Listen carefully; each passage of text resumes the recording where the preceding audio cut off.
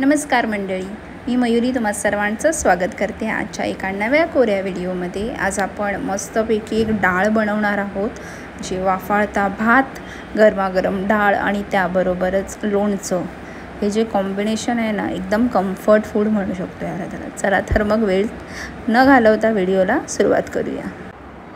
सुरुवातीला आपण डाळ शिजवून घेणार आहोत। त्यासाठी मी तूर डाळ आणि मूग डाळ अशा दोन्ही डाळी घेतलेल्या आहेत। ती स्वच्छ पाण्याने 2-3 वेळा धुवून घ्यायची आहे ही अशा प्रकारे, आणि त्यानंतर आपण कुकरमध्ये ही डाळ शिजवून घेणार आहोत। तर कुकरमध्ये डाळ, पाणी आणि थोडंसं मीठ टाकून आणि थोडंसं तेल टाकून सुरुवातीला आपण ही डाळ शिजवून घेऊया। डाळ एका साईडला शिजते तोपर्यंत आपण आपलं वाटण तयार करून घेऊया। वाटण तयार करण्यासाठी आपल्याला खोबरं लागणार आहे। ओलं खोबरं घेतलेलं आहे इथे मी। त्यानंतर घेते 1 चमच अख्खे धणे, 1 चमच जिरं, 4 लसणाच्या पाकळ्या, अर्धा कांदा घेतलेला आहे, कोथिंबीर, 1 किंवा 2 मिरच्या घ्यायच्या आहेत हिरव्या, आणि थोडंसं पाणी टाकून हे वाटण आपल्याला वाटून घ्यायचे। आता हे वाटणच या डाळीची जादू आहे, त्यामुळे नक्की अशा प्रकारे एकदा ट्राय करून बघा। वाटण वाटल्यानंतर आपण आता डाळ बघूया शिजली आहे का आपली। तोपर्यंत आपला कुकर थंड झाला थोडा की बघूया ओपन करून। डाळ मस्त शिजली, ठीक आहे। डाळ मस्त शिजलेली आहे। त्याला अजून थोडंसं विस्करणे असं बारीक करते आहे। आपण डाळ बाजूला ठेवूया आणि डाळला आता फोडणी देऊया।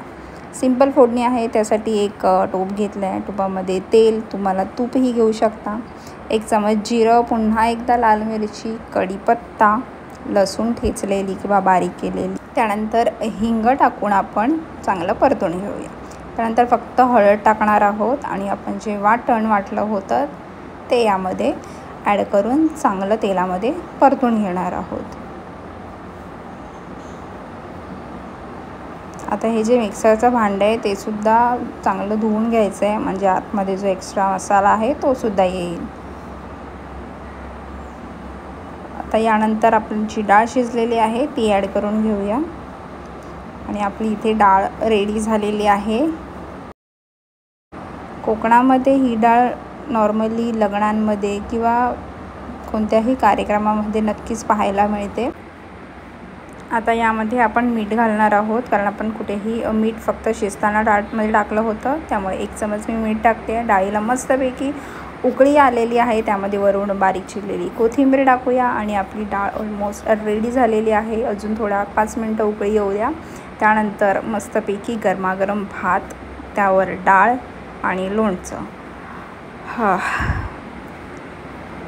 गरम आहे खूप। चला तर मग मी जेवते, तुम्ही व्हिडिओला लाईक करा आणि सबस्क्राईबसुद्धा करा।